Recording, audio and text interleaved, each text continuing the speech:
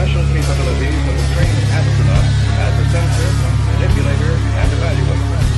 Provide pre-doctoral training for scientists and engineers, and grants for space science research projects and laboratory facilities to best use university resources for the National Space Effort. To develop and manage launch vehicles, on which rely on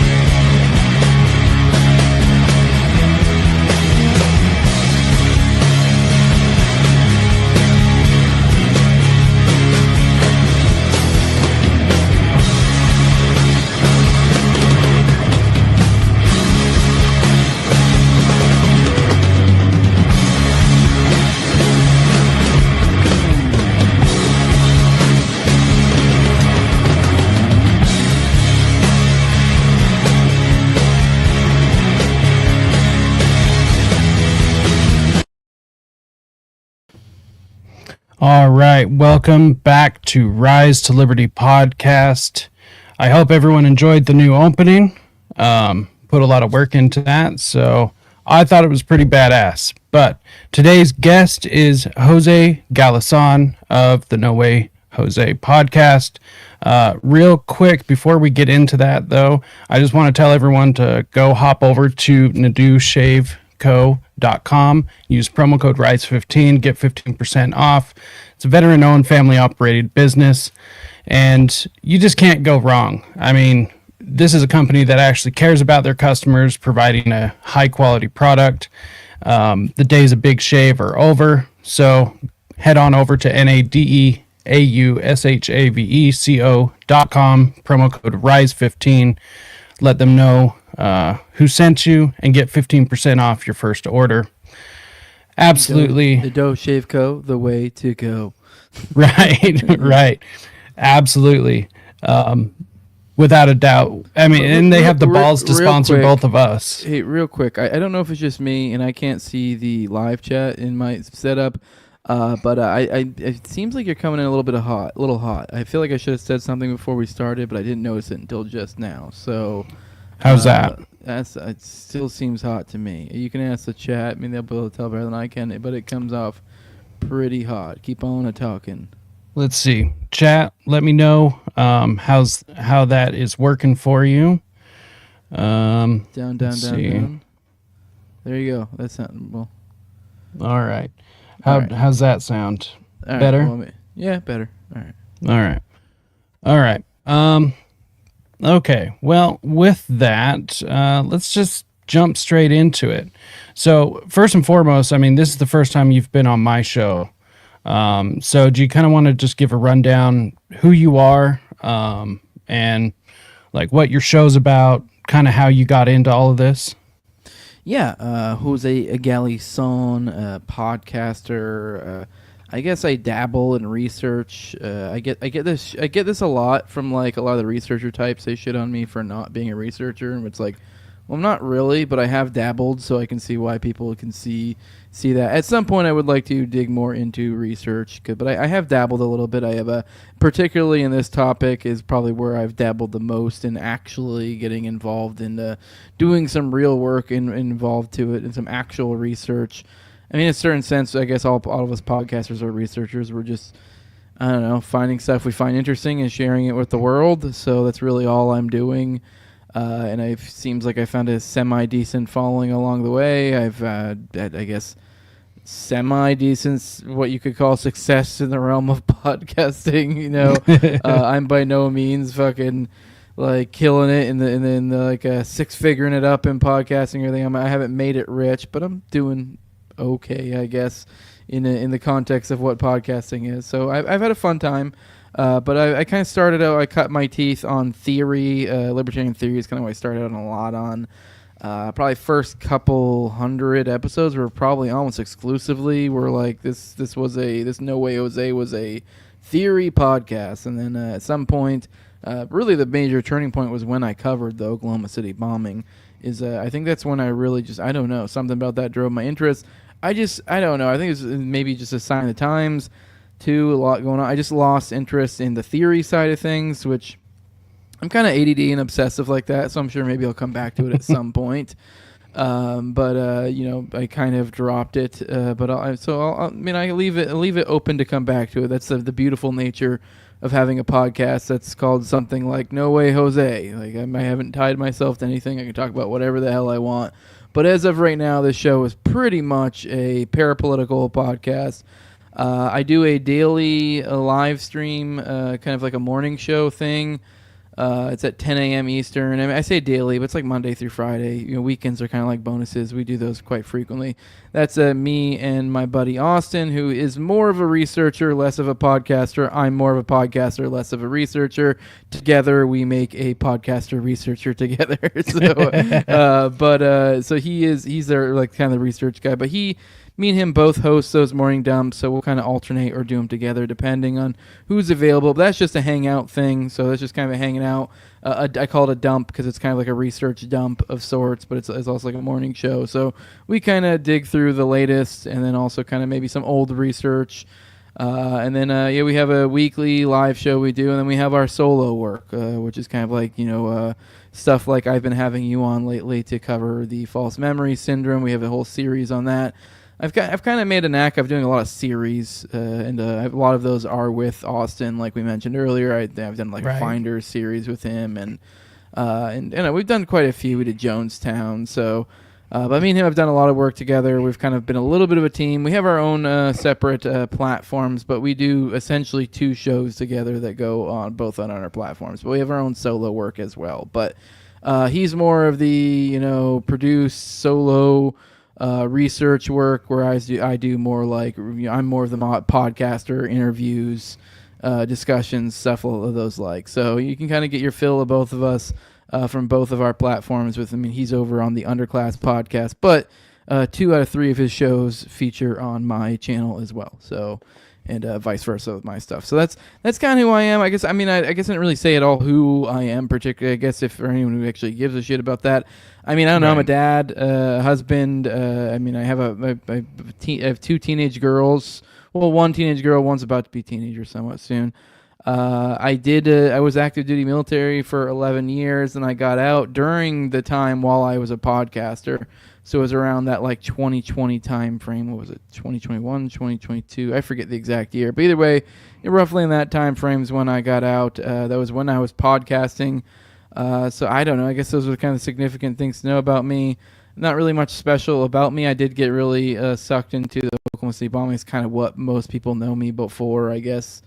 Not most people. I say that like as if a bunch of people know me, but I don't know. That would be probably one of the things I'm best known for. I've done a lot of coverage in the Oklahoma City bombing, but in general, I do a lot of talking on parapolitical stuff. Like we're getting ready to go on. We were talking before we started getting ready to go on Jake Shields, and we're going to talk about. We're going to do almost like a 2-episode series of sorts, I think, starting with Oklahoma City bombing and ending with, like, the first one, like Oklahoma City bombing, the second one ending with, like, Finders and Dutroux type stuff. And so kind of weaving from one to the other, obviously the larger narrative being Gladio. We've gone, we went on Tripoli show recently, kind of laid out the theory of everything with Gladio. So, I don't know, that's just kind of our wheelhouse, just a parapolitical... funness. So I guess parapolitical is just a cleaned up way of saying conspiracy, really. But I feel like it leads with this flavor too of like we usually try to come from here's the sources type angle. Like it doesn't mean I'm gonna be perfect about every little thing. We are running a show to some extent. There will be a little bit of InfoWars vibe to it, but for the most part, we do try to come from a place of truth, and not truth TM like a truth. Oh, here's this document. Here's this. Oh, you gave some pushback. Here's this other document. Oh, maybe I'm wrong. Just that kind of perspective. So that's who I am. That's what I'm about. I don't know. Yeah, that's a really. I don't have a whole lot to say for myself aside from that. But I don't know. We have fun on our show. We hang out. We cover fun stuff. So good place for current events and past events, I would think. So, but yeah. Right. Yeah. I've totally made. totally made the morning dump part of my daily routine at this point. So it's just, I'm not a big fan of a lot of morning shows, and now I finally found one that I like with you guys. And Austin's been on my show a couple of times now to talk about the Vegas shooting, and our first episode we kind of just touched on lightly touched on a bunch of different topics and stuff. So I kind of actually have like the same arc as you, like obviously with the name like Rise to Liberty, like I kind of started with libertarian stuff and started 2021 or 22. I don't know. I started around the same time as Kyle Matovic, and him and I like launched like within maybe like a week or two of each other. And it's just kind of interesting. I started because I saw like this attack on free speech and stuff. And I was like, even if the market is oversaturated, I don't really care. We should just flood the market with as much free speech as possible. And then I started realizing just like how lame libertarianism is. The ideas are great. The people suck. And so I'm just way more interested in things that I've been interested long before libertarianism. If we're gonna do origins, I mean, it's been a while since I've done that one, and that's a deep lore. That's kind of fun. I guess kind of what started me podcasting was I actually when I first started, it was peak COVID, I guess, peak lockdowns. Like when we were at the top, like I was reeling, I was losing my mind, I was freaking the fuck out. Like everything that I had read about was coming true. I was not prepared in my life. I was still active duty military. Like I was not ready for the boogaloo to go down. That's kind of the way I saw things. And so one thing that we were doing is this before we saw the huge tech censorship. Facebook used to be a really great tool, especially for community building, for groups. And we took that and we applied that concept, and we're trying to apply like network concepts, and we created what we called the Liberty Movement. And this was an idea, and we also had this concept, just kind of I guess rooted a little bit in like agorist type concepts. We had this idea that we thought like the political is what kind of really caused the issue with when it comes to libertarians generally, or liberty-minded people. And so that was kind of like, hey, this is just a group for you guys to hang out, whatever. This doesn't explicitly vote for this guy, vote for that guy, whatever. You guys talk about it. But essentially the idea was just Facebook groups. And from there was almost like a network concept to it. Like we had different groups that were for different concepts, and then groups that were more local. Like so, and then we even had all the way down to countries. We had country ones. We had it like very well organized down to like countries, states. And so the idea was we were just trying to get it so people had like real world networks to kind of be able to meet up and stuff like that. And that just kind of ended up, honestly, I thought we're really making some good headway, and a lot of cool things were happening. We had a couple of local meetups where I was at, and we kind of made some local chapters, and other places did as well. But it did kind of fall apart. I really blame the Facebook censorship for that, honestly. Facebook became completely untenable, and it happened so quickly. It was like we weren't able to really, because we did try to like shift to like MeWe and other shit like that. But anyways, the podcast was actually born out of that.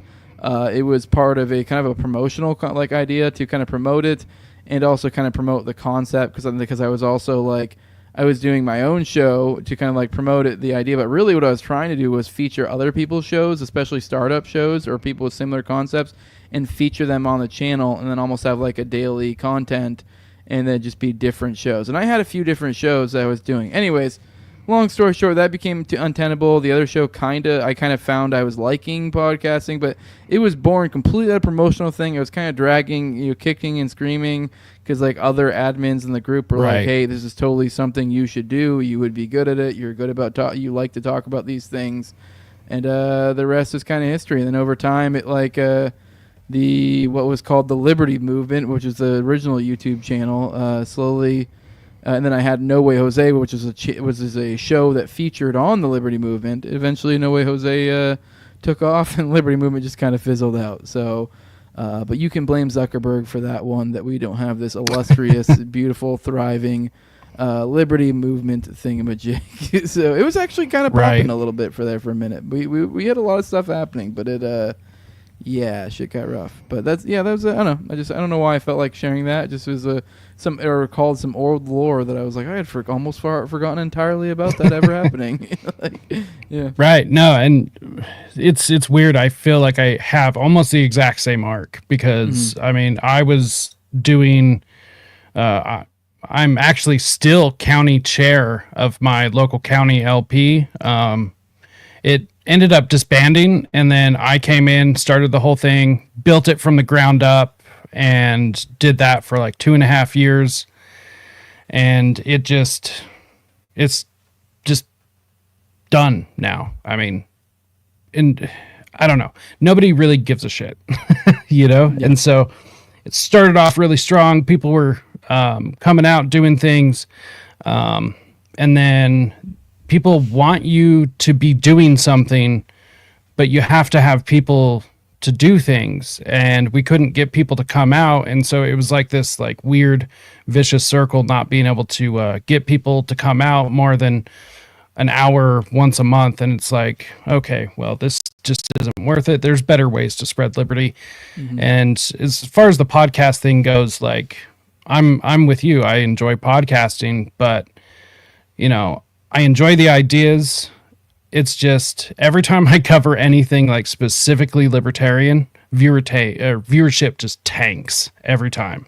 And it's like, oh, well, I mean, I'm interested in more things than just that. And actually, with your show, with your Oklahoma City, I guess, your series, I don't know why it was so hard for me to figure out that word, but your Oklahoma series, I had actually never thought of Oklahoma City like in that way at all.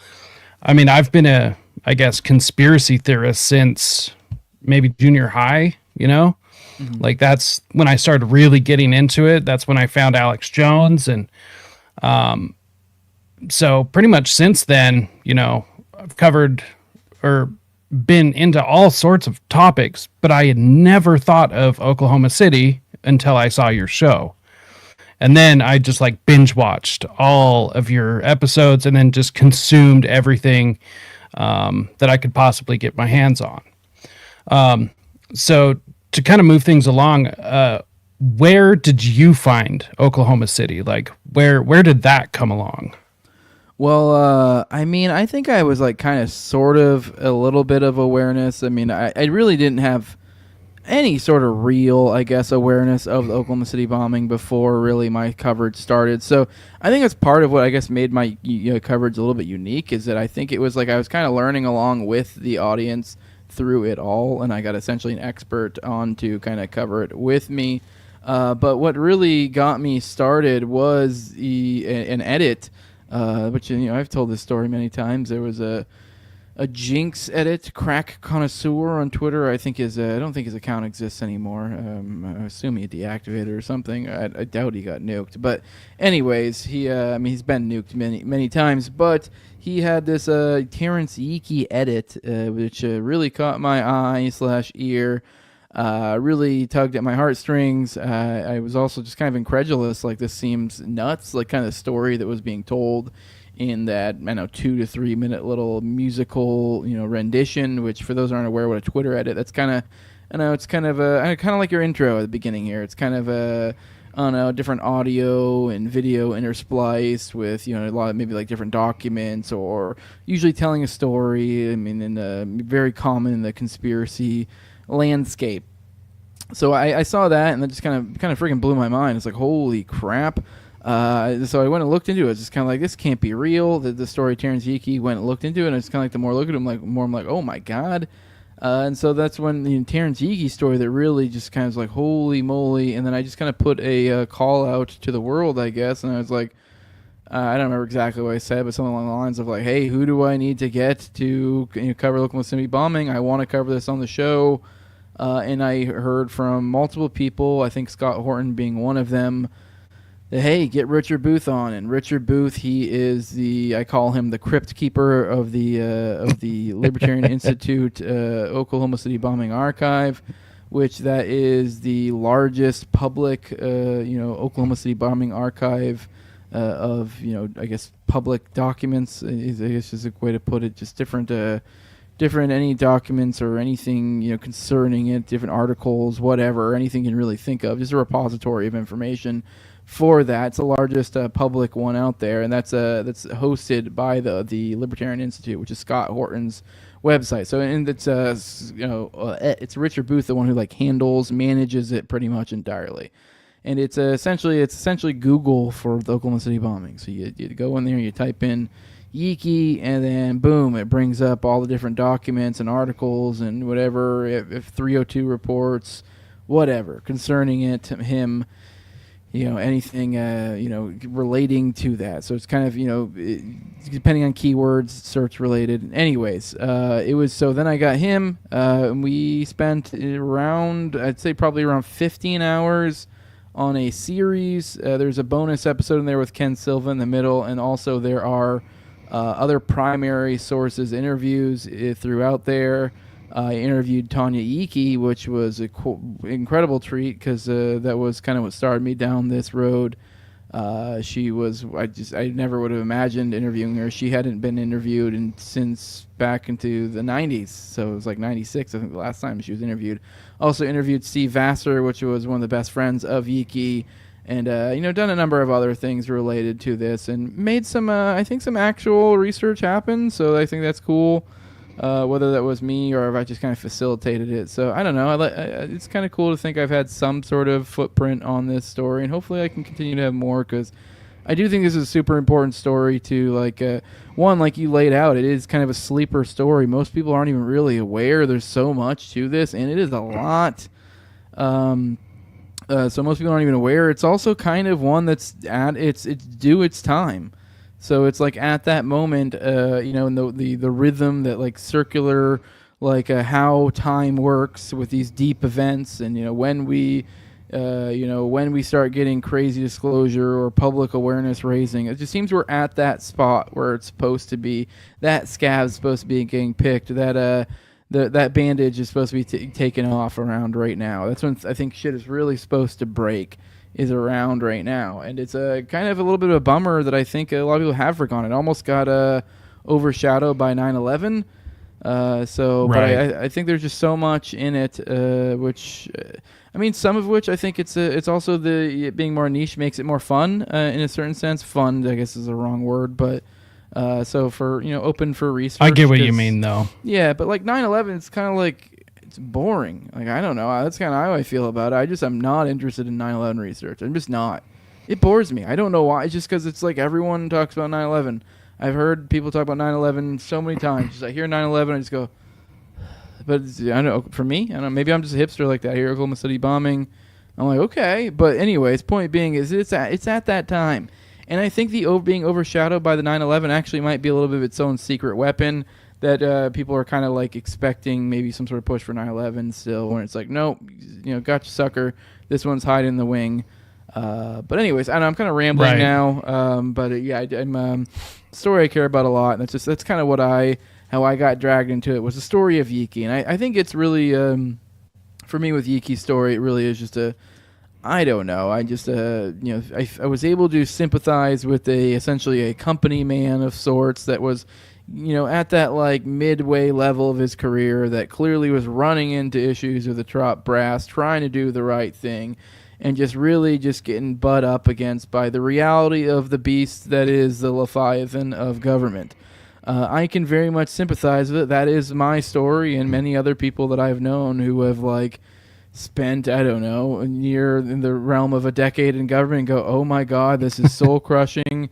You feel trapped. Luckily I've been able to kind of, I was sort of trapped, but I've been able to kind of somewhat leverage the limited success I've had from podcasting to be able to, I don't know, not be in the poorhouse. So thank you guys for that. Right. So yeah, that's been cool. Like I said, I'll be going on Jake Shields and stuff soon. So, I've been, you guys have been good to me. I'm not rich by any means, but I'm doing okay. So I appreciate you guys' support out there. And honestly, I got to say, I think it's super rad. I love seeing my friends get out there and make something of themselves, especially something they like doing.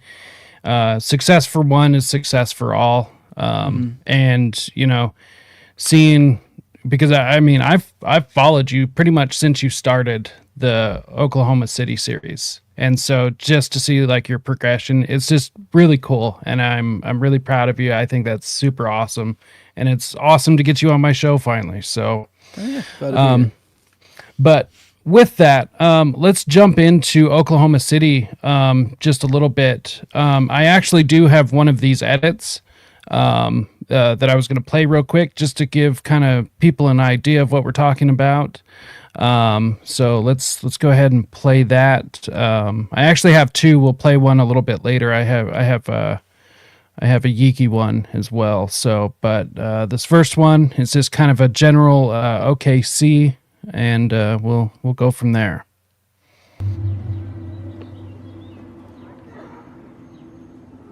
Tedious process of removing the debris, and it's unreal. If anybody knows of anything, this is my mom. She's 47. All my friends are missing.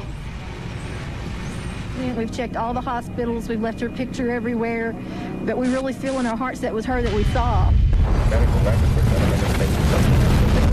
Medical expert to RN. But anyway, hopefully God straighten out the time to be able to open these things up more thoroughly. And we just thought we'd try and break it out. Both sides are wrong. This is crazy. It's a real concern. What's going on in my neighborhood? We was all in the Why house has all today, this right? money come in and suddenly December? We need some warm bodies. Shaken, disillusioned, angry. That could happen. Feel like just one big boom. Really loud. I dove under the desk and then all the glass.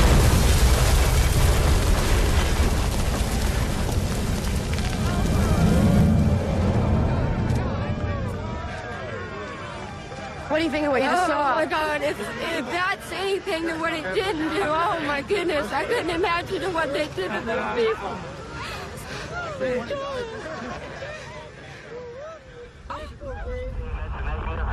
We have a large column of smoke to be south of this address. Are you going to check on that?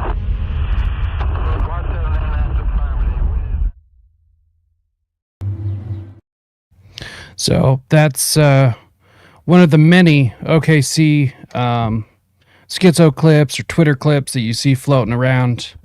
So just real quick to give a quick rundown of at least the official story for anyone who might not know. On April 19th, 1995, which means we are coming up on the 30th anniversary this year, Timothy McVey, a 26-year-old U.S. Army veteran with anti-government views, detonated a truck bomb outside the Alfred P.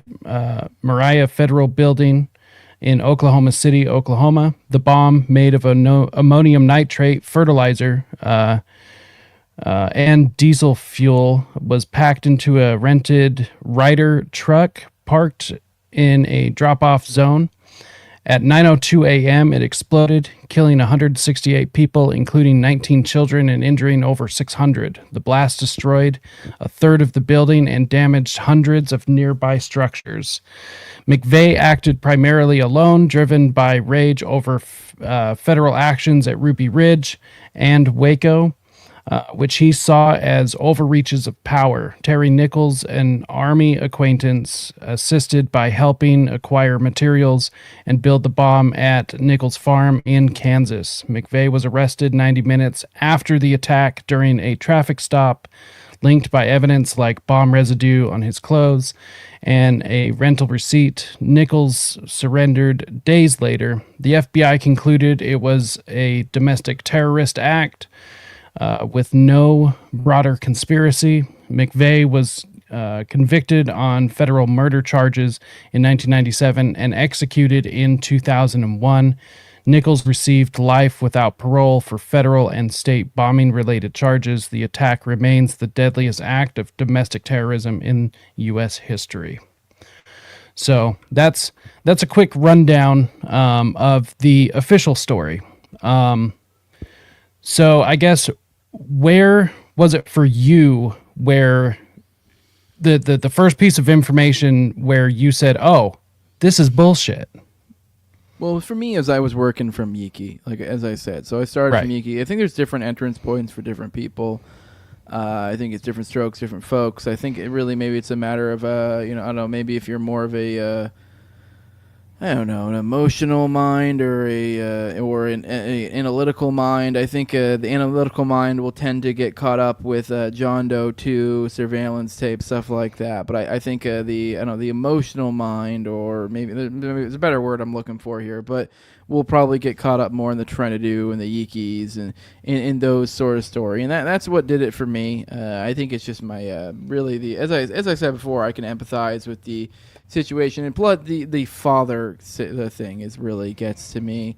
So I don't know, that sort of things tugs on my heartstrings a lot. So that's what really did to me. But really, Yeekey's story, just this guy that was reporting to everybody. There's a lot of people claiming around him that he was having issues with the brass around him, that he really just didn't buy the story, and then this guy ends up dead in a field about a year and some change after the bombing, after all of this, after fighting with the brass, after being there's a letter with another person researching these things, but he's found in a in a field a mile or half a mile to a mile and a half away from his car, which is covered in blood. And he has, what looks like lacerations on his wrist, his neck. He has blood, looks like or grass packed into the wounds. He's got a gunshot wound to the head going at a downward angle. There's just so much going on here that it's just bizarre. It looks. There's more to this story, but it's very clearly this guy was killed, and you look into it more, and you're like, why was this guy killed? What were they covering up? That is probably, I think one of the things that brings people back to that story over and over again when it comes to Yeekey. What did he see? There's a lot of people who claim different things. His sister LaShawn claimed that he said something along the lines of seeing evidence of things blowing out as opposed to in.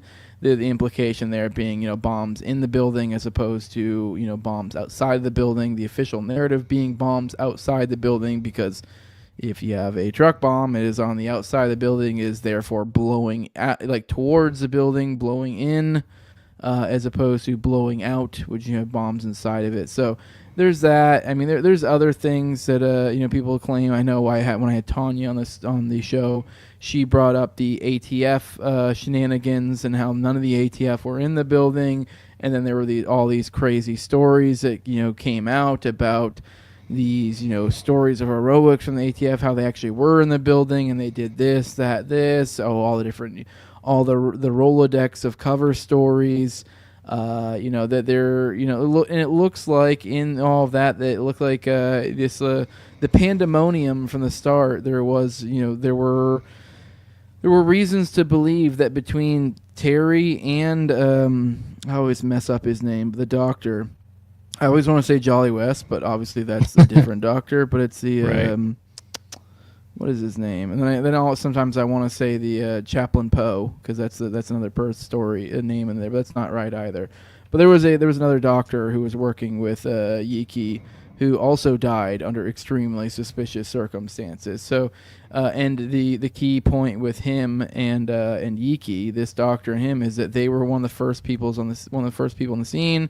The doctor was helping provide, health or emergency care for people affected on the scene. Terry was obviously one of the first people there. They were trying to get the doctor to provide treatment to ATF individuals, as the claim, that didn't need it. Obviously the implication there to make it look like, now you have documented, I provided medical care for so-and-so, he was here, providing some sort of documentation. So there's that. They think there might be something in the realm of there, that apparently Terry got into a big argument with one of the ATF guys there as a result of all of that. Essentially, he seemed to think there were shenanigans afoot. And it's like, why are you guys, you clearly weren't here, trying to make it look like you were? What is going on? So apparently he was spooked from the jump. So I think there were probably a number of things that tipped Terry off to what's going on, and from there he started doing his own investigation. And I think that only that ended up leading to his demise. So, but at the same time, it did, I guess, kind of wake up a lot of us along the way, since, here I am, and Terry was my entry point into the story. So, I mean, this is kind of a stupid question, but do you believe that Yeakey was very clearly murdered? Oh, yeah. Yeah. Do you have any theory as to like who it could have been? Would it have been local or possibly federal? Do you think? Oh, this is where we get really spooky. I mean, this is incredibly speculative. I have no Right. idea. This is where I get into weird stuff. I don't think I'm blowing up anyone's spot, because I think Tanya said this somewhere publicly, but I believe she said Ted Gunderson said something to her about how he thought it may have been satanic or something, which obviously a lot of people would scoff at first, and it does seem kind of ridiculous, and maybe it is ridiculous. I don't know. But, I mean, there are reasons to, I don't know, think of Ted as a dubious source. I understand that. But I don't know. I mean, I also am very hip to the Program to Kill thesis, and it is like, I don't know, if we were to have kill squads of some sort, you'd probably need some pretty sick fucks to do that sort of stuff. So, Right. I don't know. But anyways, I guess I digress. Just kind of who did it, I don't know. I don't know the exact three-letter agency, if you would even consider it to be a three-letter agency, or if it's some sort of entity within an entity. I have no Right. idea, but I think someone reached out, or I think probably actually a couple people probably reached out and touched Terry and took care of that problem. Now, there was a big... this is actually newer information that came out during the CNN interview that came out recently from CNN's Thomas Lake. He wrote a piece on Terry within the past couple of years, which was surprising to say the least. 'Cause Really it's surprising. Actually a really good piece. I mean, there's things I can quibble about, and things that have been pointed out, like Tanya herself pointed out that they did, maybe something to look out for if you are being conspiratorial or skeptical of their reporting, is that they did seem to raise up some of the characters that maybe you should be a little bit concerned of as being baddies, as being more, maybe not necessarily good characters, as more like raising them up as, I don't know, as sources, I guess, and also kind of putting them in a more favorable light, if that makes sense. But even then, that aside, it's that's a very minor quibble, and it's kind of I don't know. It was a good piece of it. I forgot why I even was mentioning why was I even mentioning the CNN article? I don't even remember why I mentioned the CNN article. The new information that had come out due to the article. The new information that came out. What was I talking about the new information that came out specifically from the CNN? Oh, who killed him? Who done it? The information that came out, there's a Ramona McDonald is one of the, this is the other person, Tanya Yeakey. It was before I interviewed Tanya Yeakey, there was Tanya Yeakey and there was Ramona McDonald. Those were my two, these are the people I want to interview. Somehow Tanya Yeakey just fell in my lap. She actually found my work, was oh, I like your work. I would like to, talk to you. I know you have really taken a liking to my husband's, whatever. And essentially she hit me up. Right. But Ramona is the other one that I have no idea myself how to get a hold of her. So anytime I try to bring this up, anytime I can, anyone out there knows her, anything like that, knows Ramona McDonald, let me know, because she is a big source, someone that would be great to have on the record in a podcast format to talk about a lot of these things. Because she does show up occasionally as a source, and she was, especially in the early days of the bombing, she's actually a noted character a lot of people know in the the narrative of the Oklahoma City bombing. She showed up occasionally. It was like I said, it was Ramona McDonald, and she ended up she kind of backed off when I guess she had a slew of personal issues directly related to her speaking out about the Oklahoma City bombing after it. So she ended up changing her name, and she got a whole hell of a lot more quiet, to the extent of really not ever getting involved anymore, really.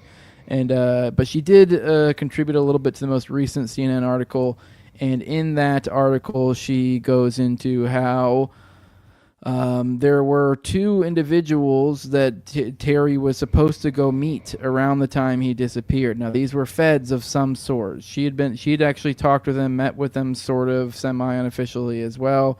These are all reasons I'd love to talk to her to clear these out to, more than just what's printed in print.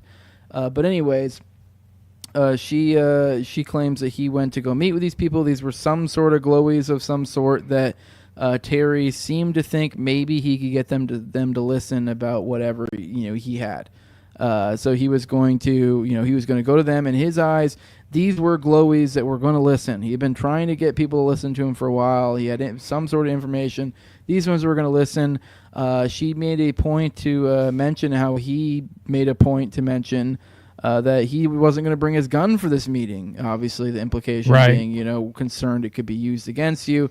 Now, this is odd. I do find it odd. The last time we heard from Ramona McDonald in Hoffman's article back in like 96, 97 or something, she did mention that he was supposed to go meet with some feds, but at that point, I believe the claim was that he blew off the meeting. So I would be interested to know like what changed, if maybe it was some sort of misunderstanding. But either way, so the original was it was originally the thought was that he went to go to some meeting. He was supposed to have some sort of meeting with feds, blew it off. And then, the more recent information is that he supposedly did go to the meeting and made a point not to bring his gun. So anyways, I digress. That's kind of, I don't remember exactly why I went on that, but who did it? I guess they would be whoever these feds were. He probably went to go meet to probably tell him about this super secret information he had that he probably had been being super secretive about, not telling anyone about, which is kind of part of the story, which is, I think, to some extent what got him, screwed him over here is, he didn't even talk to, like, Tanya about the specifics of this. Right. She knew something was wrong. Like, for example, there's, like, the famous statement of when she picked him up from the hospital after the Oklahoma City bombing because he got injured saving people. One little detail I left out, he was the first responder. He saved upwards of 3 people at least. That's a very, very, very gross underestimate of the people he probably saved. But he hurt himself in the process. She picked him up, and when she picked him up, he was in a rush to get the hell out of there. He was spooked, seemed to think someone was he might have been in danger or something. But one of the first things he said to her when he got in the car was, Tanya, it's not what they're telling you, or they're lying to you. I think I might have got that a little bit wrong, but essentially that was the crux of it. And he was, borderline had tears in his eyes. So, I mean, he was always dodgy about details, and the reason being is he was concerned, it would be that he was concerned that she would know too much. So, right. Now, maybe I got this wrong, but Ramona, she was one of the women investigating it, correct? Because there was like this group of like citizens or locals that were investigating like Heroes of it. the Heart or something, I think, or something like that. I think so. Tanya worked on it too. Yeah. And I think I read somewhere that she was one of the few people that actually got a copy of Yeakey's original police report that he handed in. It might have been her or someone else, but somebody had a copy of it after the fact. And somebody broke into her house and stole it, which... That is part of the story, yeah. She got her shit ransacked after, as did Tanya as well. So right, her shit. So right, and so yeah, I just wanted to make sure that that was the same person that we were talking about. Mm-hmm. And so Yeakey, I mean, to me, out of all of it, Kenneth Trentadue is a close second, but I think these 2 stories in particular really make this seem like more of a cover-up, right? Or a false flag. Like, without these 2 stories, maybe it could be. But these 2 stories, like, they stand out so much. And then it's like, well, okay, a mysterious death. But then you look into exactly how Yeakey passed, and it is somebody sending a very clear message. Like, that was brutal. That was... It was just heinous. Yeah, it was 2 liters of blood, they said, which, I've looked into it, and 2 liters is basically where you're pretty much losing consciousness. You may have already lose consciousness, and you're not far along from dying. Right. So, and to add on to all of this, keep in mind, the car is some distance, half mile to a mile and a half away from where the body is found. The car is what is covered in 2 liters of blood. His body somehow got from there to there. And on top of all of this, this man was a sickle cell anemic. So he would have bled like crazy. So the idea that he could have, even on the low ball, the low ball is half a mile away from the car, which I find the claims that it's a half a mile to be questionable. I think it's more than a mile and a half. But either way, even in a half mile, the idea that a man who lost 2 liters of blood and had sickle cell anemia was going to travel a half mile into a field and blow his brains out, it's not happening. It's not happening. Right. And the fact that they never found the firearm that he supposedly shot himself with at such a odd downward angle. Yep. Because everyone knows that you hold it like this if you're, gonna remove yourself.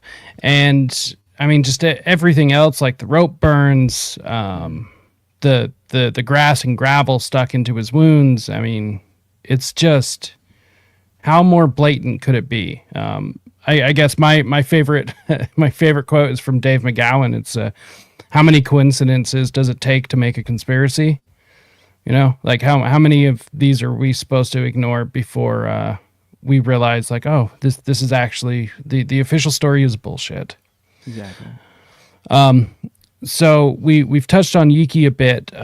Do you want to give a rundown on Kenneth Trentadue, and how he ties into this? Yeah, sure. Well, Kenneth was a Vietnam vet.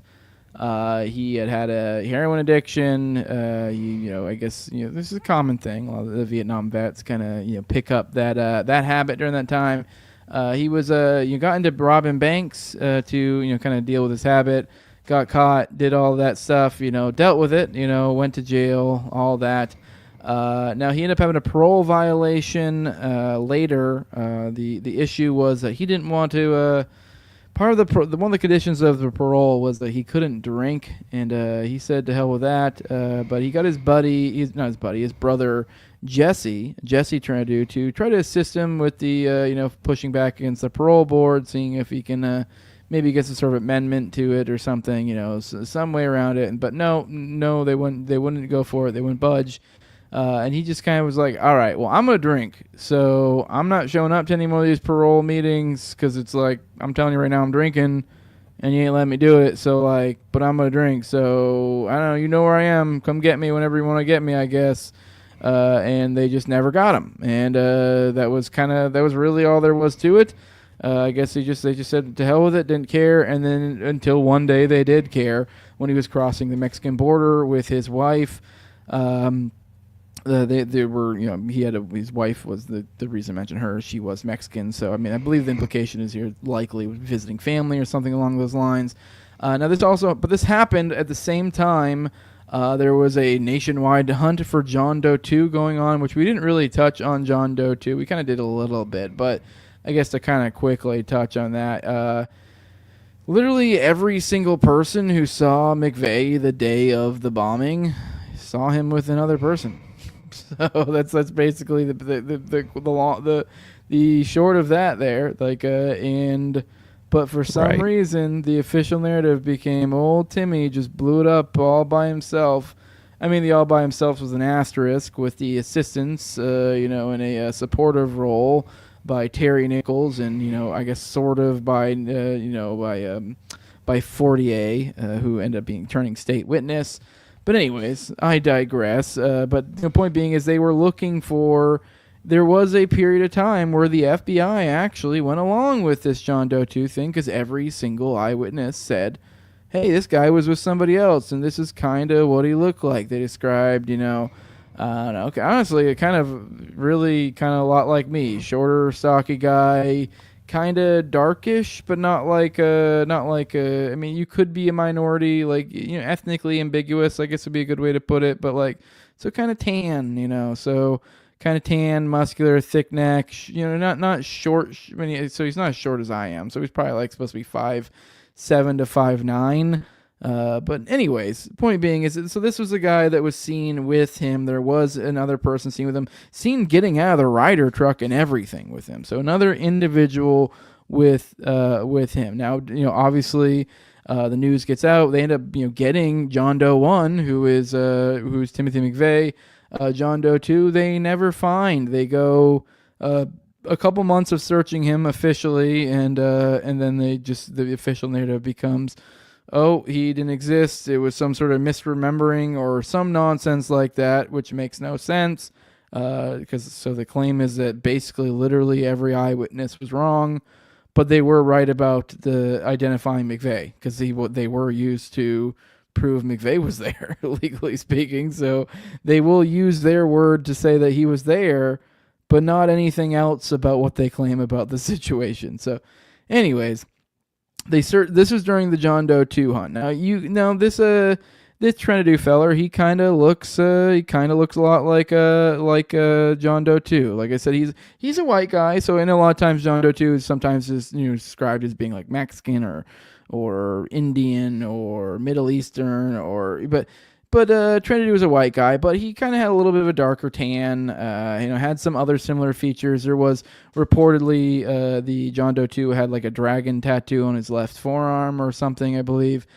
So he had that as well. He also was, this is kind of getting a little bit ahead of ourselves, but there is reason to believe that John Doe 2 may have been hanging out in the employ of some bank robbers, or had something to do with a group of bank robbers.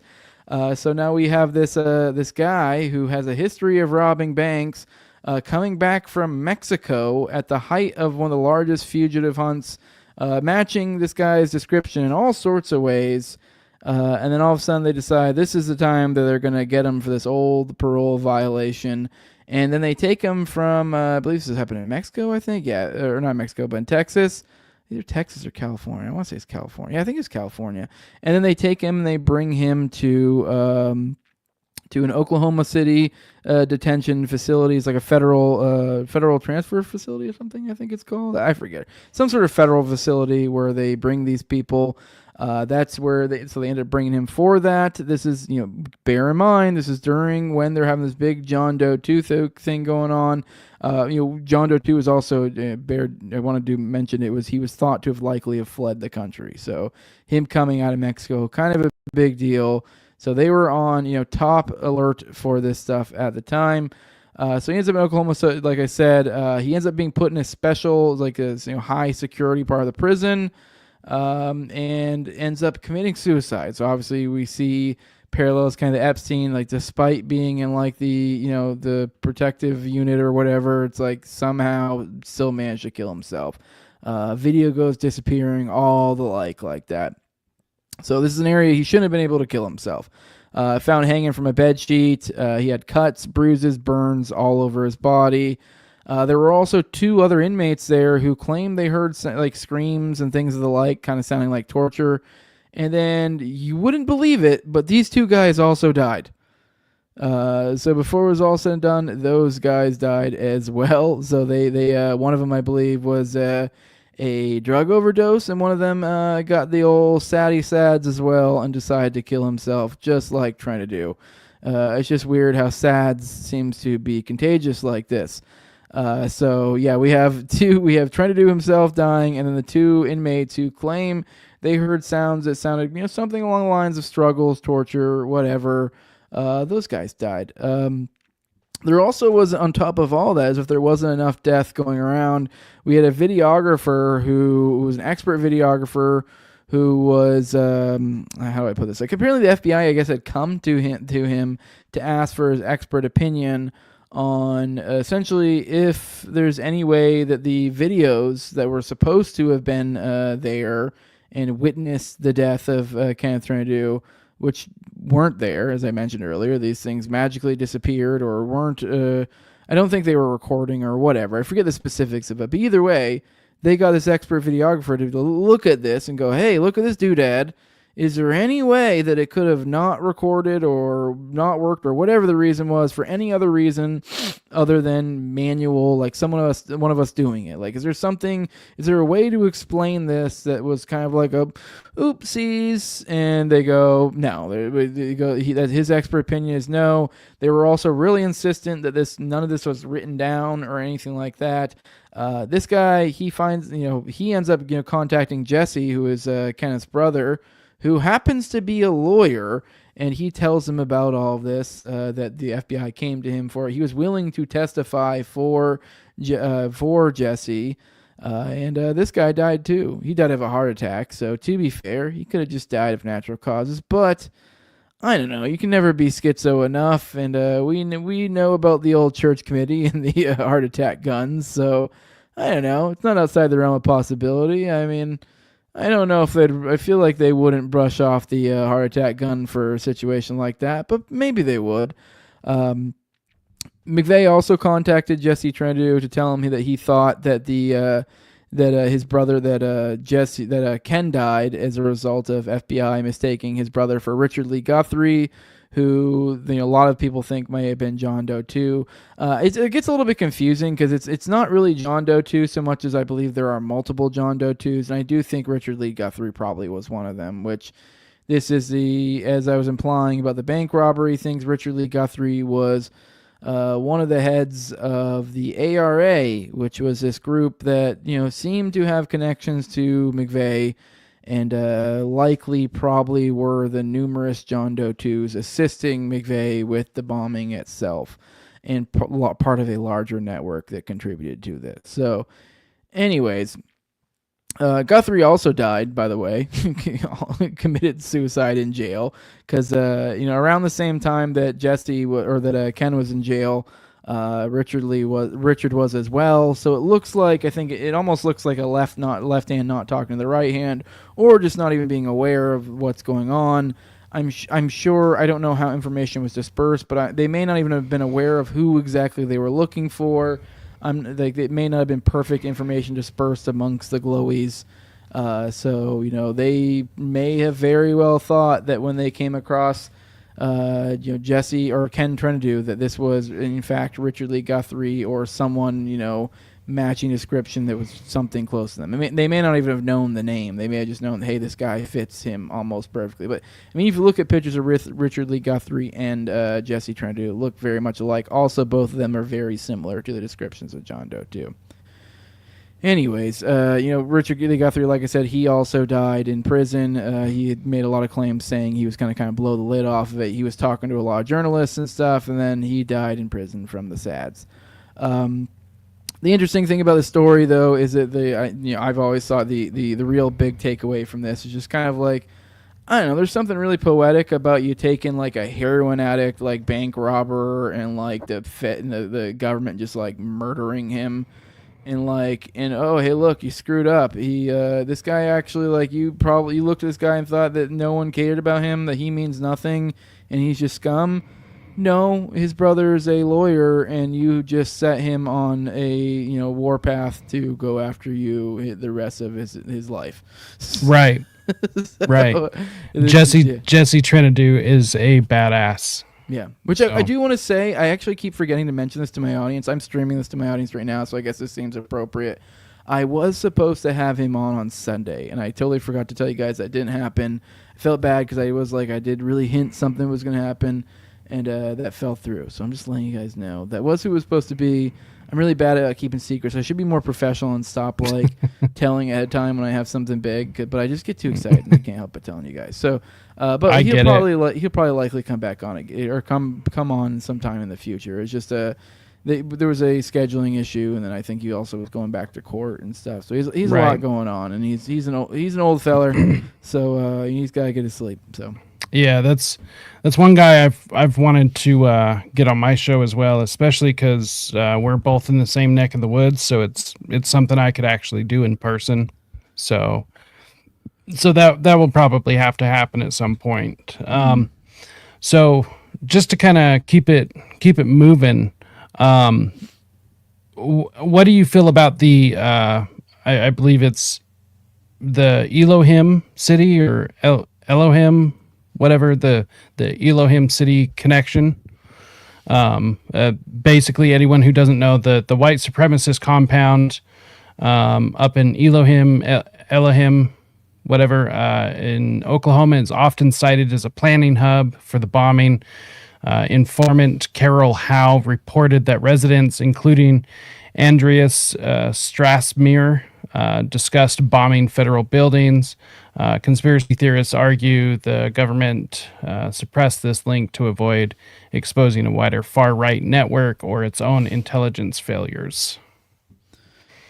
Yeah, I am a proponent of the Elohim theory. I do think there's a lot going on over there in Elohim. It's kind of hard to get a read on exactly what's going on, but yeah, that was the hub of a group of individuals. The ARA, as I mentioned earlier, whereas Richard Lee Guthrie being one of them, the individual who ended up, very much bearing a very striking likeness to Kenneth Trentadue. They both ended up dying of the SADS. So we have God, what was my fucking point? We were talking about Elohim. So then we have you have Langan, who Donna Langan is they became later known as, because this is Troon right here. Funny enough, I believe one of the first ones who ended up being, I don't know if they actually received it or they were going to receive it, but essentially receive government-funded transition care or something like that. They were like one of the first ones to either receive it or be due to. I forget the specifics on it.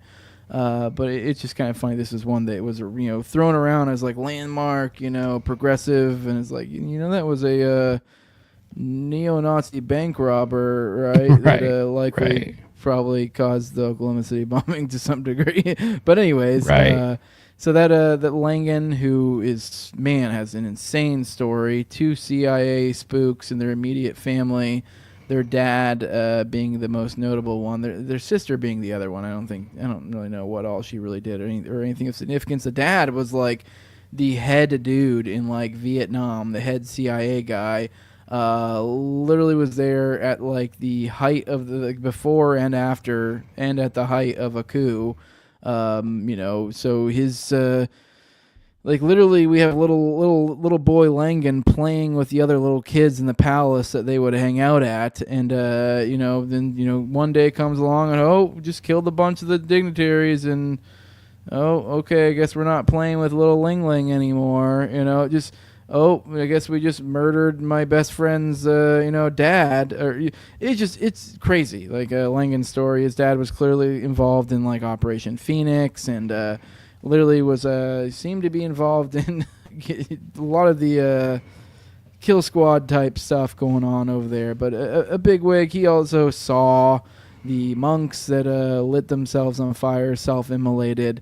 Dude had a crazy early life. I think his dad died at a pretty young age, and he went through the ringer. So we have the ARA there.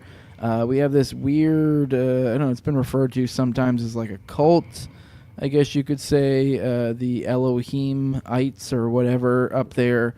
That they kind of fall under the tutelage of Grandpa Millar, who's been an FBI informant in the past. I don't think he really, it's not like something he ever really hides from. Right. Yeah, it's a odd group of individuals. We have Dennis Mahon, who was along with Strassmeyer, who was another person up in the neck of Elohim City. That he reportedly went with Strassmeyer, Mahon, and Carol Howe. Supposedly cased out Oklahoma City, and I want to say multiple times. And one of the buildings they cased was the Murrah Federal Building itself, the courthouse too, I believe. So yeah, I was just about to bring that up, that this is actually been brought up before as far as that building being a target.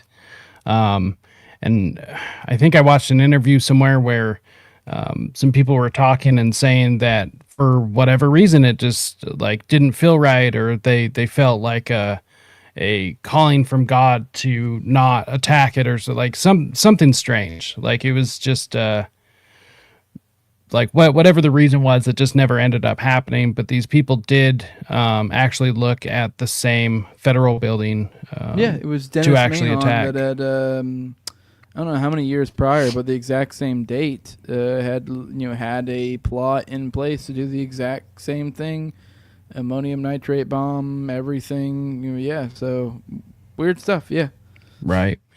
And so that does kind of tie into the theory that this was kind of a false flag in order for one to discredit the militia movement, which was like massive in the 90s.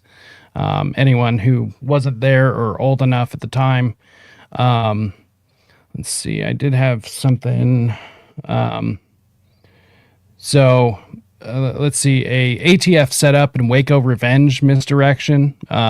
McVey stated motive retribution for the Waco siege is questioned as the ATF officers in the federal building sustained minimal damage and many agents were absent during the blast, which is incredibly weird. I mean, so this building had like tons of different federal offices, and then supposedly the people being targeted were just not there that day. And it was 9 a.m. too. I mean, to be fair, I think I forget which book I was reading recently because I've always looked for a figure, and I probably should have committed to memory a little bit. But I want to say we were in the amount of agents they had. It must have been the Pritchard book because I just read that recently. But I want to say it was like in the not in single digits, but it was and not in the teens. But I want to say it was maybe in like the 20s or less, somewhere in that realm. So it wasn't like an obscene amount of people that worked in that office.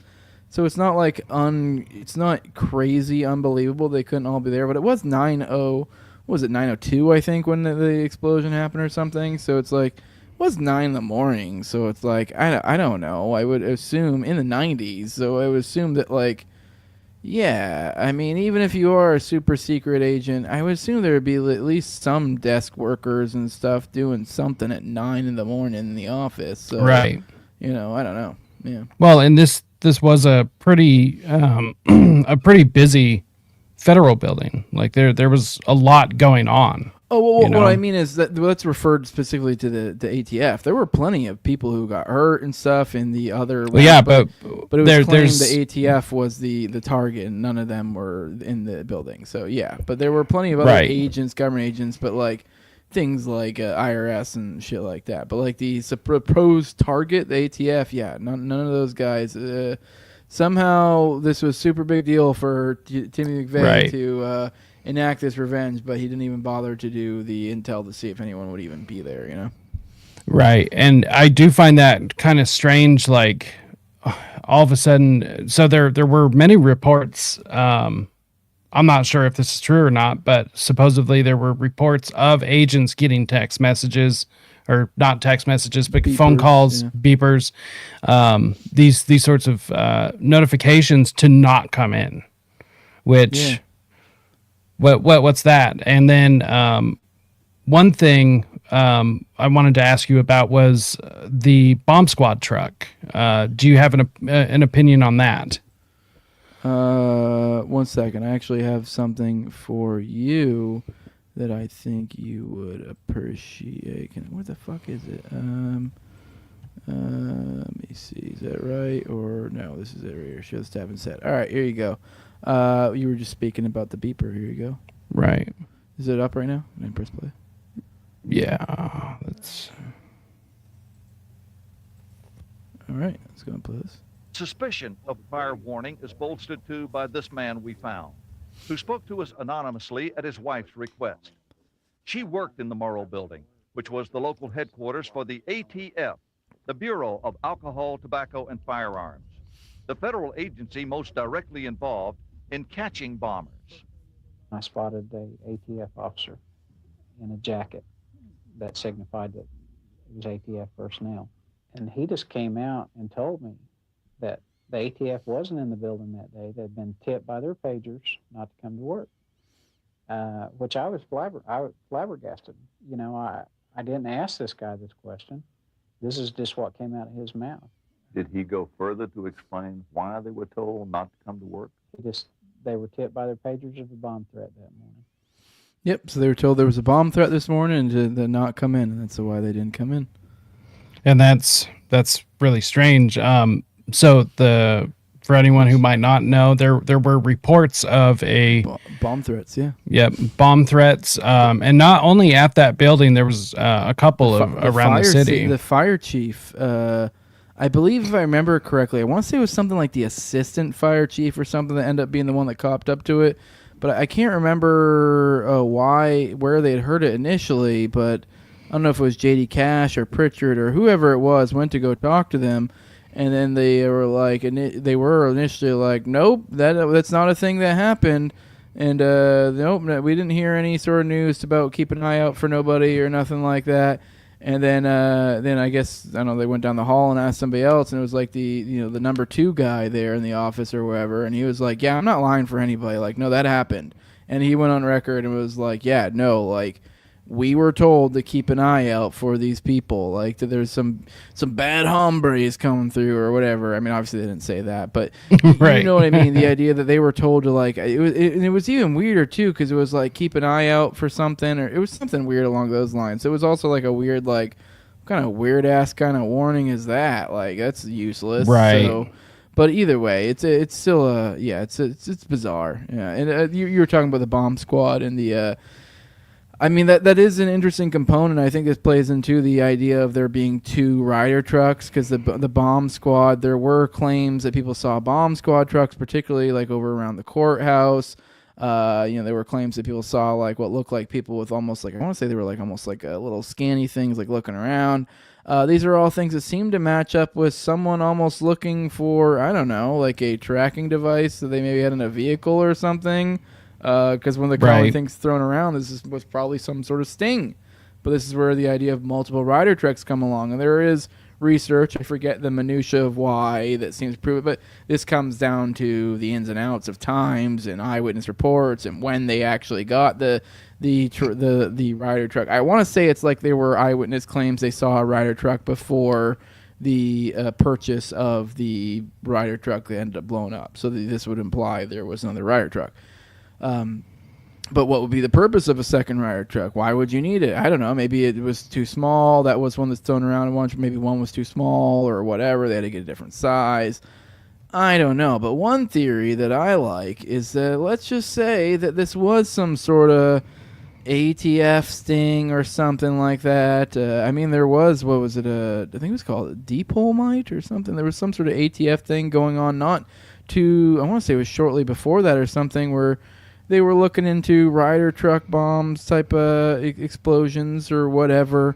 I totally. What was I even talking about? I totally fucking. I'm spacey today, dude. I'm sorry. No, you're good. The second Ryder truck, the bomb squad. Oh yeah. So the idea being, if this was some sort of sting, you would have a tracking device in it. The idea being, on that day you have, let's just say John Doe 2 was some sort of government agent, and let's say he's in the truck with McVey, and I don't know, let's say McVey is the baddie. Obviously we can go, he's a government asset, but whatever. Let's say he's a through and through baddie, and he's driving the truck, and then how this is supposed to go is they pull up to the spot, and then Timothy McVey gets out, and John Doe 2 pulls out of the truck, and then he pulls around, he yanks it up, and then you're under arrest, and you've been stopped, and like now we have this cool moment in front of the courthouse, and now you're like, they stopped the bomb, and there really wasn't, it was a fake bomb or something like that. Well, it looks like perhaps maybe that's not the case, and maybe there was actually an initial Ryder truck that had the little, the obligatory little tracker for this thing, and who's to say they didn't take that one out for a joyride somewhere else that morning, and between the slew of different John Doe 2s that we have, maybe they didn't help facilitate this. They didn't take the feds out for a wild goose chase while Timothy McVey shows up at a different time and a different building with a different explosive device. kind of seems like a good way to kind of, I don't know, kind of throw a old switcheroo on the Fetty Poos if this was some sort of sting. This is just one that's thrown around a lot. I think it kind of matches up with the reports of the bomb squads and then the multiple rider truck theories. So, yeah. Right. And I do find it weird this bomb squad truck it was supposedly written off as some guy just doing personal errands. Like he just took a bomb squad truck out to run like normal personal errands. What sense does that make? I mean, yeah. So to keep it moving, one thing, this is a bit more tinfoil, or maybe it's not. I actually don't know, and so I wanted to ask, what credence do you feel that any of this had to do with the Clinton Whitewater scandal? Is there any credence to this? I'll be honest, I've not looked into it enough to really. I mean, this comes up a lot. People always bring it up. I don't really, because this comes down to there were files, and I believe I vaguely recall there were maybe one, maybe two claims of some sort of like, it looked like feds were maybe taking files or taking things. Whether that was files can maybe be there, but I mean, the idea that they would be rooting through some things or taking some stuff, whether it be explosives or whatever, like unexploded ordnance, because that's another part of the story that we haven't really touched on. I don't. It's not that crazy. I mean, the documents I find to be kind of like an easy culprit, and almost like kind of seems too easy. I mean, maybe it's right. I also feel like I don't know. I know it was the 90s, so I mean they probably weren't completely digitized, but like I don't know. You would assume if it was any sort of important government document, they would have backups in other places. Right. So I mean, it never really seemed to have a lot of explanatory power for me. So yeah, I don't know. The idea that like they would do it to take out some documents just seems a little ridiculous to me. But I don't know. Right. It's just the one people always bring up. I just think it's like almost like just trying to shoehorn the Clintons into it, which like, I mean, you don't really. Which I will say, I guess if you are someone who's trying to make this like a sexy like Clinton list thing or something, it doesn't fit neatly into that. I mean, there is that there, but not in that juicy, like, you know, like, oh, here's this. Oh, here's this person that Clinton killed. And you're like, I think it's a little more indirect than that. I mean, there is the Merrick Garland did go visit with Hillary Clinton before he went to go start his trial. So literally the thing to know here is that he flew. So this is Merrick Garland, who was our Attorney General. This was like kind of like one of his like really breakout cases for him. This was like really kind of where he cut his teeth right here, was on this thing. I forget what his role was, but this is, he was kind of an up and comer. This is what made him. This is why he got hooked up. Let's be real.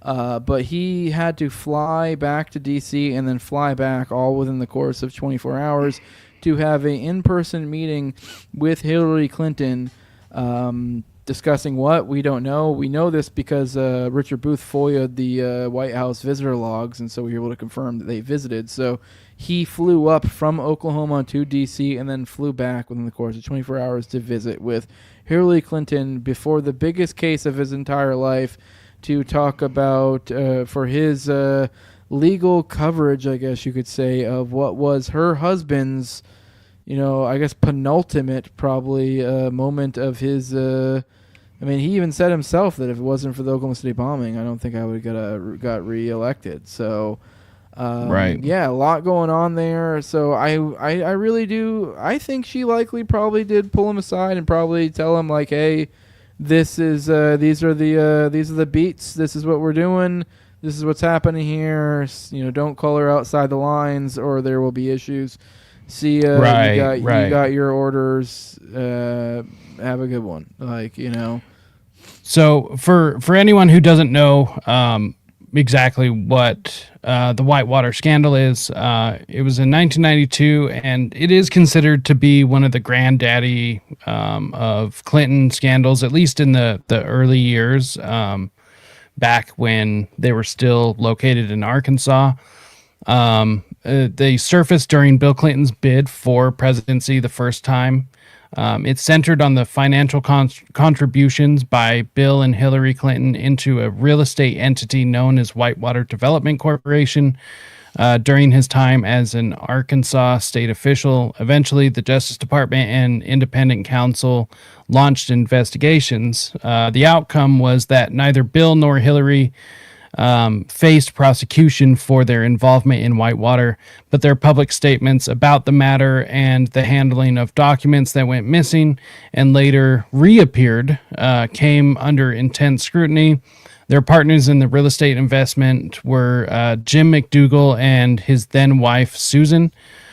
Jim McDougal was convicted of fraud charges for making bad loans, and he died of heart disease in a Texas prison. Susan was convicted of fraud in connection with obtaining a $300,000 federally backed small business loan.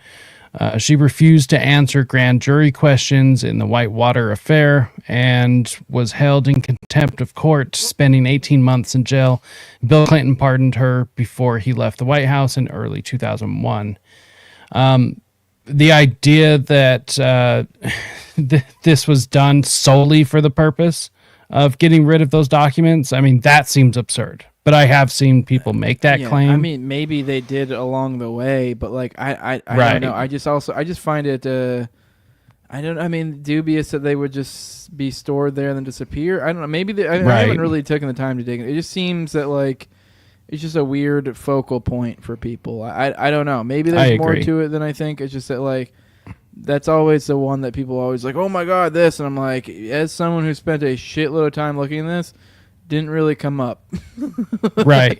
Like, and I don't think it's like super important, but because it does come up a lot, I did want to ask about it because to me it seems like a big nothing burger, you know. I've had the same thought too. Like I almost did an episode where we kind of covered those type of things where it was like those type of questions, because it is like there are a few of those. You're like, oh, you're in Oklahoma City, but what about this? And you're like, these are questions that like, but then when you're actually someone who's like a researcher, you don't really, you're like, that's not really something we put a whole lot of much into. So, right. I mean, I don't really even know really many people who have serious research who put a ton into that I'm aware of. I haven't seen any sort of threads, articles, anything along that. Right. I've seen it casually mentioned here and there, but never anything that's put any sort of serious oomph behind it that I'm aware of. I'd be happy to see if anyone out there knows of it. Feel free to tag me into it, because I do get this question quite a bit. So it would be it'd be cool if I had something more to come with, you know.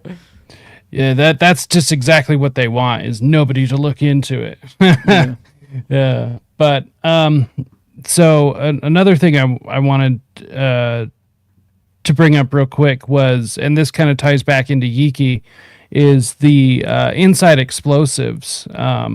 Supposedly experts like the Air Force Brigadier General Benton K. Parton and psychiatrist Samuel T. Cohen argued that the damage to the Moriah building couldn't have been caused solely by a truck bomb made of ammonium nitrate and fuel oil.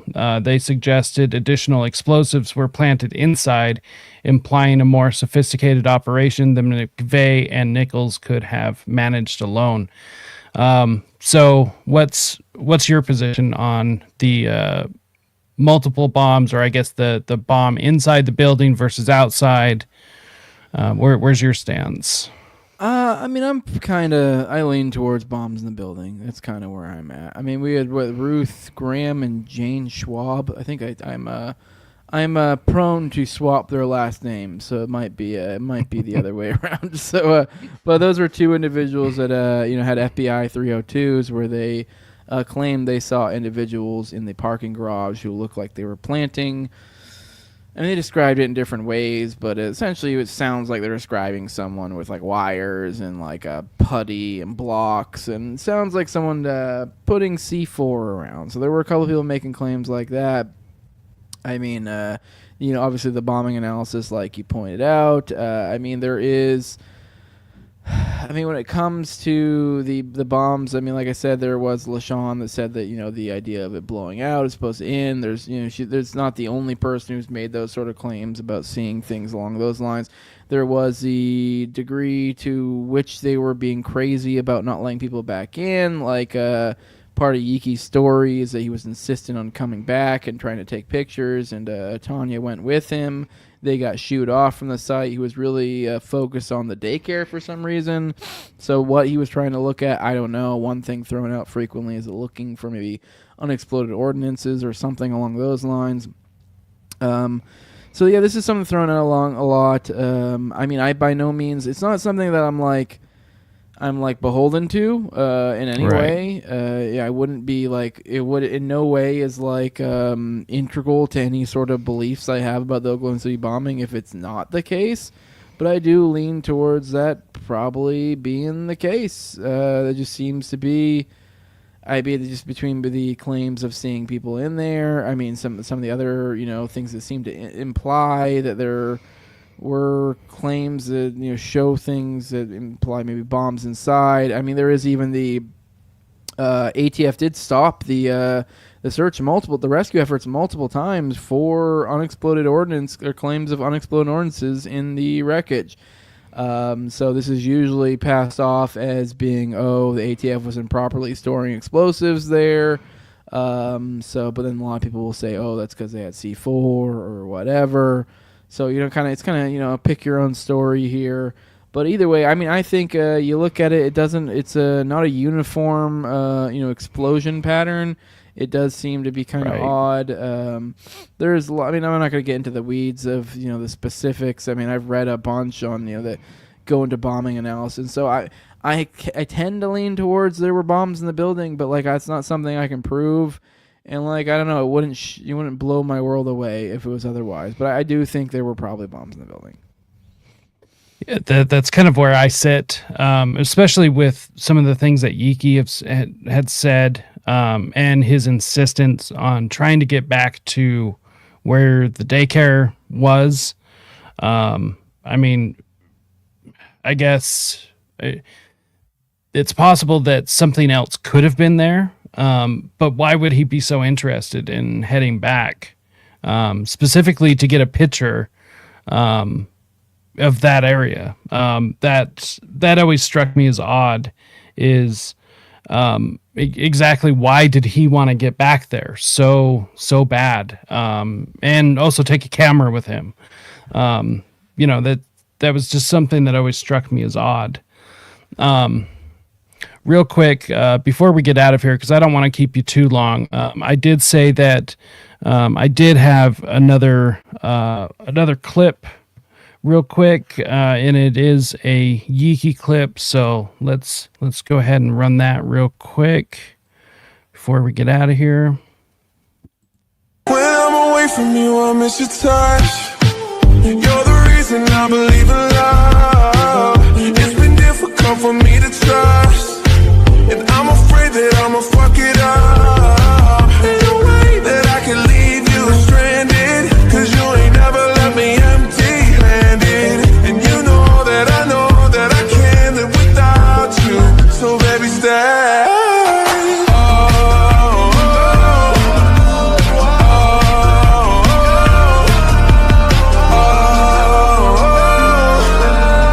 I'd be fucked up if you can't be right here.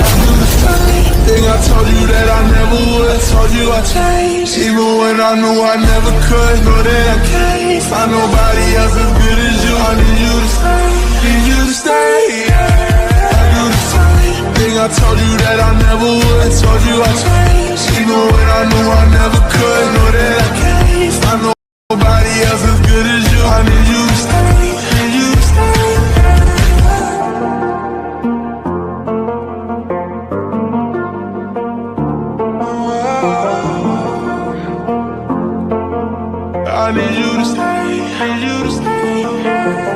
As soon as they loaded him into the car, he got very upset, started to cry a little bit, and said, Tanya, it's not what they're saying it is.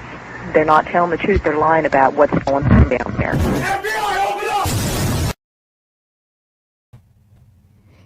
So that was one edit. There are several around. I was trying to find another one. I'm pretty sure it's the one. Let's see. Do you have one pulled up? No, I just I was, as you were playing that, I was like, here's one more thing that I just felt like would be kind of fun to just kind of drop on the audience without really spending a ton of time explaining, just because it's a fun little mic drop that we really didn't cover at all. This is a letter from Timothy McVey to his sister, a little excerpt, so like you're not catching all of it, but I don't know, just kind of just take a little wonder what this is about. Let's go ahead and read it. It says, "What I learned next, both from the briefings and from the questions and private talks, included 1. We would be helping the CIA fly drugs into the U.S. to fund many covert operations. 2. Military consultants were to work hand in hand with civilian police agencies to quote-unquote quiet anyone who was deemed a security risk, quote-unquote. In parentheses, we would be government-paid assassins. 3. Many other details. To verify these last two, see the enclosed article or watch again the movie Lethal Weapon. It also gives you new insight on things like Waco, etc. They were murdered by hitmen." That is from our illustrious Timothy McVey right there to his sister. And this was years before the Oklahoma City bombing. So what this was about, I don't know. Weird stuff, guys. Weird stuff. These are all claims. All this crazy stuff Timothy McVey's talking about for no reason whatsoever.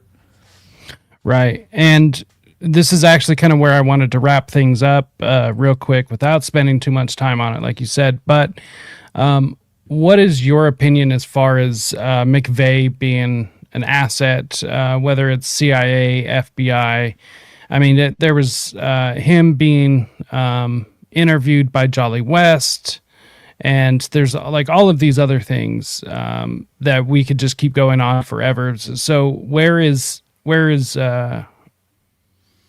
are you when it comes to this sort of topic? Oh, I'm pretty out there. This is one of the ones I think he was a glowy dude. I think that dude glows. I mean, I don't know. It's just, I mean, hell, that what I just pointed as what we're looking at right now, that little excerpt from his letter to his sister. I mean, there's that. There's other things he claimed to his first lawyers as well, something similar to this, who then told Stephen Jones, his like main defense attorney, that like you're going to totally have a completely different like outlook on like the legal system and like the whole system after this. And like there's multiple things. He made claims to his was it David Paul Hammer, I think, one of his buddies in jail. Timothy McVey made claims to him that, essentially along these lines. Dude even wrote a whole book about it, which is probably one of the next ones I'm going to be reading, is about like what really happened to him being kind of a glowy agent and what really happened. He, supposedly McVey gave his whole tell-all to David Paul Hammer, and so that's supposedly the real story for those who are interested. According to David Paul Hammer, which is kind of actually a noted con artist, so bear all that in mind. But so I don't know. I actually do kind of, with me saying that though, I kind of lean towards. I haven't read that yet, but from my understanding of that book, I kind of lean towards his sequence of events, and I think he might have been telling the truth that McVey did kind of tell him all this stuff, because it does match up with things he was telling other people as well. So. Yeah, it's just a bizarre thing to tell someone years before the bombing that, and this guy did, this is something we didn't tell the audience, but Timothy McVey was in the military.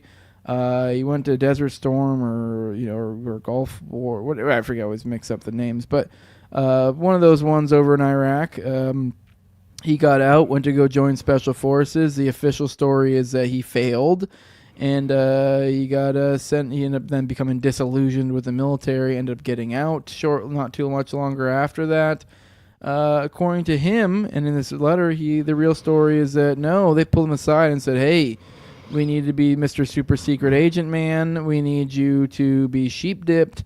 we need you to, on paper, quit the military and kind of create this legend as a disaffected veteran, and you're going to go around the country, kind of make a name for yourself, kind of hobnob with all these major figures in the the right wing, and that's what you're going to do. And then lo and behold, he ends up doing that. So it's a weird thing to lie about, especially since that ends up being the story of your life. This is a guy who was kind of Forrest Gumping it with like all of the major right-wing figures of that time. Like, he really was. If you read Aberration in the Heartland of the Real, and which really does focus a lot on that period between him getting out of the military and him, obviously the bombing. It is like this dude was on some shit. Dude was on one. So like this dude was working, I believe, for Caltech.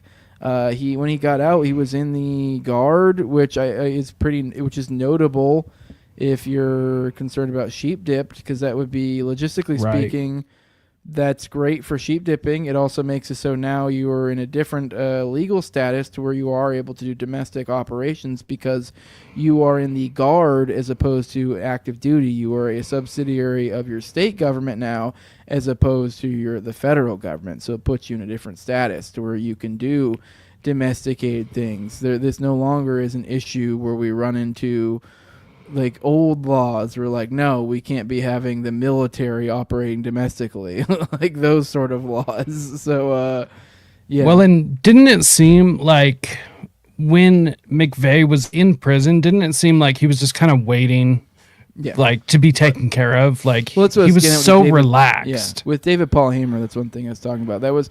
He did seem to claim to him and others that, I'm going to be good. They're going to get me out of here. So this is where a lot of the people who claim that, like, no, he didn't really die and he's actually Paul Weissapal that's in some other FBI district somewhere, which they do look quite a bit alike.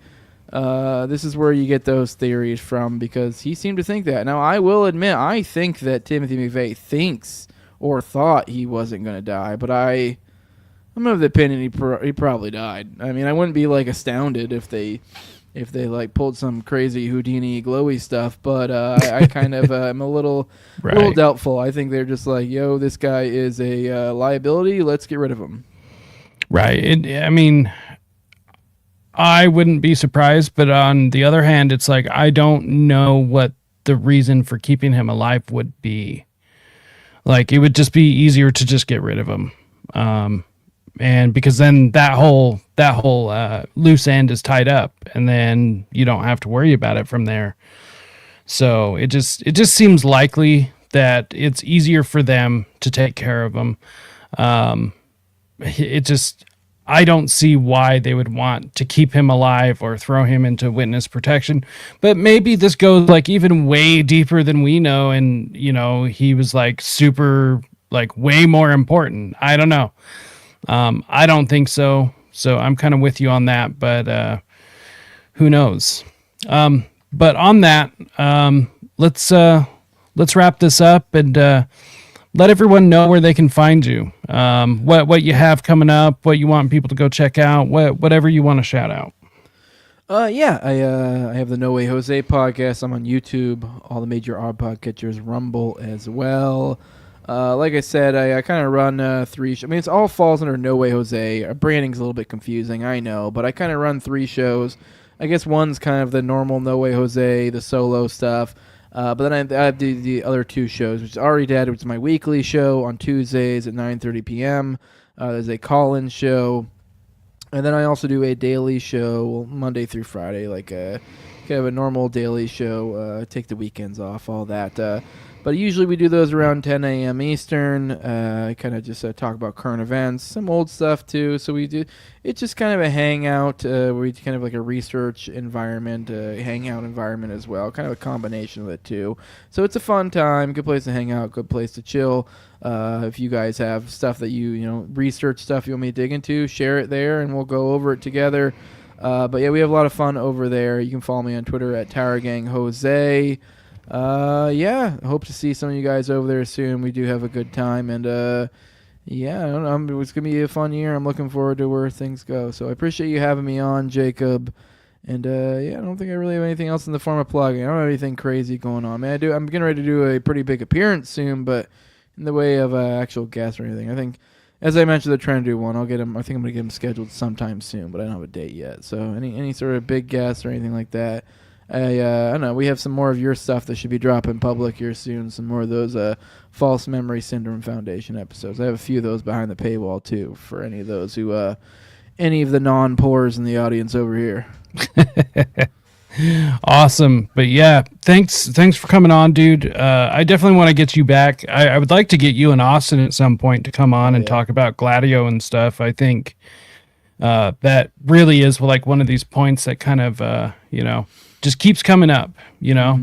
It's one of the junctions in the spider web. So, but definitely go check everything out. I've made sure to put links in the episode description for. By the way, real quick, sorry, I didn't mean to throw up your shit. It was CalSpan, not Caltech. I fucked up. My bad.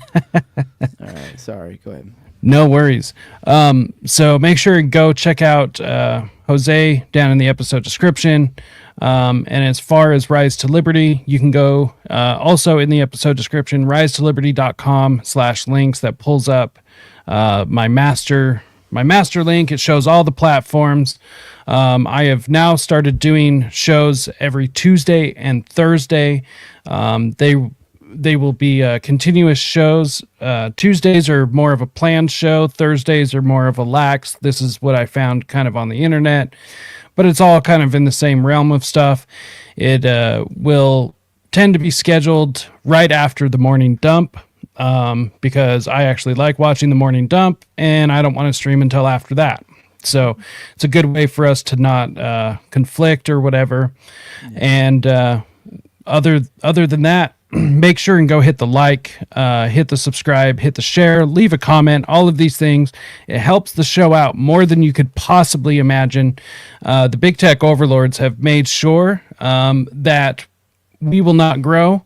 So this is entirely dependent upon all of you guys to be able to help us get these shows out there, to get the followers and everything. And hey, it's free. So if you found this valuable at all, go ahead. Like I said, hit the like, subscribe, leave a comment, thumbs up, follow, all of these different things. And the more people that end up doing that, the better content I can ultimately end up bringing people in the future and in the near future.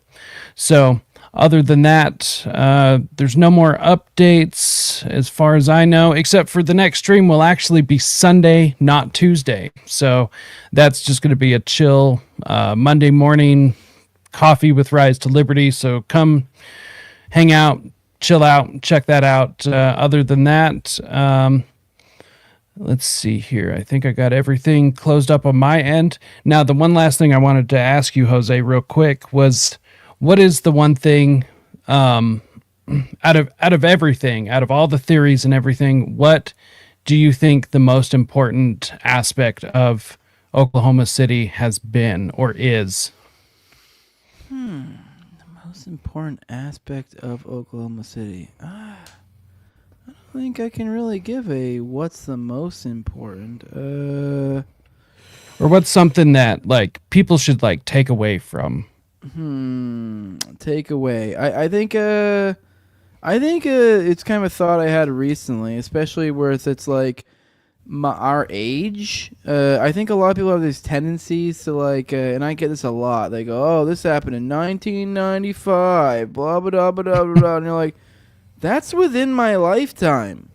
Like, this is a major world-changing event. This is like shaped our future.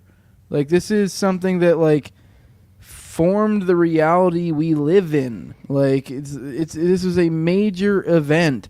So like, and this is kind of, I don't know, there's something to that, being aware of this, and like, I don't know, it's almost like we're kind of working backwards and deprogramming ourselves of the nonsense out there. So I think it's something worthwhile. It's almost like you're getting to the root of the programming and like kind of seeing the zeros and ones behind the matrix kind of deal. So I think it's worthwhile for people to kind of dig into it, especially, you know, if you have anything in common with us, I mean, I don't know, we're in our like 30s, so in that rough age span, I don't know, this is a thing that's really affected your life a lot. This was a precursor to like a lot of the 9/11 stuff we saw, Patriot Act. I mean, this is just general the strategy of tension that led stuff that led up to 9/11. I don't know. I just think these are also, I mentioned Merrick Garland earlier, so it's like, I mean, you see, who's the other one? There's another former attorney general who plays a part in this. This is more on the Trentadue side of things. He was helping with the cover up. I can't think. He was the Fast and Furious guy. I can't think of his name right now. The black dude. Whatever. But anyways, so there, we see these people that these swamp creatures that kind of got their start, kind of made their bones, and I just think it's kind of one of those ones they act like, oh, this means nothing. This was so long ago, but you think that the characters involved, and it's like, really, a lot of those same people are still around, and if not them, they're like direct proteges, and likely things are the same exact protocols and practices are in place in most things. So this is also a really good like Rosetta Stone for understanding how things are done, because this was the 90s. It's not that long ago. It takes a while for these guys to change their mannerisms. So, yeah, I don't know. I also think it's one that I think they, I don't know. I feel like they were a little bit particularly sloppy in certain interesting ways. I've brought this up a few times that I think there was some sort of interesting crossroads of like where technology was and then also where it wasn't at that time that made it so that like it kind of had a blind spot for the feds, so where they were kind of sloppy. It was kind of like they didn't anticipate, like the tech was there to document things, but the tech wasn't there to collate and network things quite like we have the ability to now. So right. the ability to document and track that stuff there, but now we're at the time where now we're able to collectivize this information and organize it in meaningful ways. So whereas we didn't have that back then, but we had the means to hold on to the information. And I don't think they were thinking about the future and like, oh, we need to be extra careful, not be as sloppy. So there was a lot of stupid stuff that they were able to get away with back in the days of like Kennedy and stuff like that. Cause it's kind of like, I know there was a lot less things tracking your every little move. So I don't know. I just think I just find it a really interesting story that it doesn't really get enough shine and has a lot of explanatory power for the spooky world we live in. Hell yeah. I think that's a perfect note to end on. Once again, thanks everyone for tuning in. Make sure to hit the like, subscribe, share, comment on your way out. Check out Jose's stuff. Jose, hang out in the back for just a sec as we wrap this up. Everyone else, until next time, stay free, my friends.